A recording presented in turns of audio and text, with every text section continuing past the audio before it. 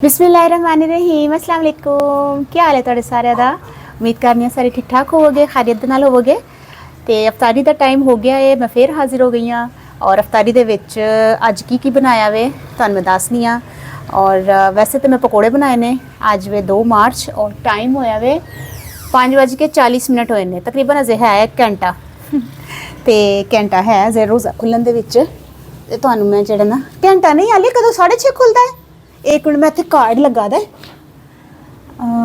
मैं तुहानूं कार्ड दसनी हाँ। मैं तुहानूं कार्ड दसनी हाँ। अज इतवार है ना, तो 5:38 ते सहरी बंद हुई सी ते 6:35 ते खुलना है। ठीक है, यह पूरा शेड्यूल है, नोट कर लो, स्क्रीनशॉट ले लो सही है। तो मैं तुहानूं दस्सिया अज 6:35 ते खुलना है, तो 5:40 हो गए ने। तो जल्दी दे नाल मैं तुहानूं दसनी हाँ अज की अफतारी दे विच। फ्रीजर के विचों ना खजूरा कढ़नी और मैं तुहानूं दी हालत भी दसनी है। ठीक है, एनू ना लैके जाने दस्तरखान दे कोल। तुसी कह रहे थे ना, मैनूं कोई कमेंट आया सी कि पत्थर की तरह तो नहीं होएगा या बहुत सख्त तो नहीं रह जांदियां। ए देखो मैं तुहाडे सामने कढ़ियां ने, खिलियां खिलियां ने, जुड़ियां दियां नहीं ने। बिस्मिल्लाहिर्रहमानिर्रहीम। ए देखो किन्नियां भी चाहिए ने, देखो सारियां बखरियां ने, हथ लाए बखरियां पैंदियां ने। सॉफ्ट सॉफ्ट होनी ना, मैं तुहानूं धो के दसनी जिन्नियां मैनूं चाहिए ने। जिस तरह यह कड्डियां ने मैं 1 2 3 4 5 6 पानी में रखे दा कोल।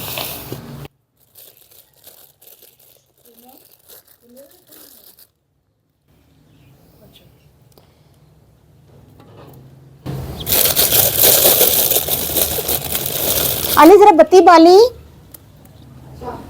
अच्छा ए ना मैं एनियां खजूरां कड्डियां ने, मैं तुहाडे सामने है देखो सारियां खुलियां ने माशाल्लाह। इधर आ जा, कोल आ जा। धोतियां ने नाल ही नरम हो गई ने, तो तुसी बेफिक्री दे नाल इन्हूं तुसी यूज़ करो।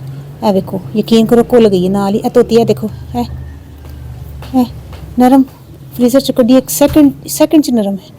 तो कोई टेंशन नहीं है। तुसी उन्होंने मैनूं कहा सी कि शायद वो पत्थर की तरह कड़क ही रहंदियां खजूरां कड़क नहीं होंदियां। नाल ही धोतियां ने, नाल ही नरम हो गई ने। 1 मिनट भी नहीं लगा। देखो सारियां, कोई भी चुक के देख लो। देखो ठीक है। तो यह जबरदस्त तुहानूं मैं टिप दसी सी तरीका दस्सिया सी खजूरां तो सेव करन दा। ते बड़ा बेहतरीन तरीका, कीड़ा भी नहीं लगदा क्योंकि गर्मी होंदी है ना कई बारी, तो बाहर अगर पईयां रहन तो कीड़ा पै जांदा वे। इनू जरा ना धो लिया वे मैं। अच्छा इन्हों ना फ्रिज च रख देने। देखो ना माशाल्लाह दाना दाना वखरा ही है। रखियां सी मैं तुहाडे सामने दसी सी वीडियो च। ठीक है, इन्हूं मैं रख दूँगी बाद में। मैं तुहानूं अज की ना अफतारी दसनी है। अच्छा यह खजूरां ने, यह फ्रूट चाट है, क्रीमी फ्रूट चाट है, यह खट्टा पानी है मैं बनाया वे। और यह पकौड़े ने मैं बनाए ने, और यह मिर्चां भी मैं तलियां ने। 1 मिनट मैं कोल जानी हाँ।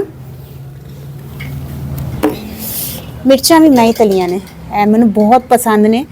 तो रोज़े दे विच ना अफतारी दे विच बड़ियां चंगियां लगदियां ने मैनूं, मैं जरूर तलनी हाँ। तो अच्छा यह ने चावल ने, गर्मा गर्म आलिया ने बनाए ने। 1 मिनट और ए वे 1 मिनट अते ढक्कन खुलदा नहीं पिया। हाँ ए दाल है, चने की दाल है। ठीक है, चने की दाल ने, दाल चावल है नाल, बस पकौड़े ने, फ्रूट चाट है, पानी है, शरबत है। वो शरबत है पाकोला वाला जो आलिया ने नहीं सी बनाया, तो वो शरबत है। ठीक है, और यह मेरा सादा पानी का गिलास जो हमेशा की तरह मैं शरबत तो पींदी नहीं। ए फालूदे वाला जो की कहते हैं तुख मलंगे वाला, ए मैं पीनी हाँ। बाकी शरबत सारे पकार वाले पींदे ने।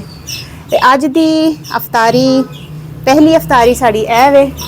ठीक है, इतों मैं दान दसनी माशाल्लाह लाको तला बिला जो भी है अल्हम्दुलिल्लाह अल्हम्दुलिल्लाह बहुत अच्छी है। ठीक है, कैसी लगी मैं दसना ज़रूर। ओके, अल्लाह हाफिज़।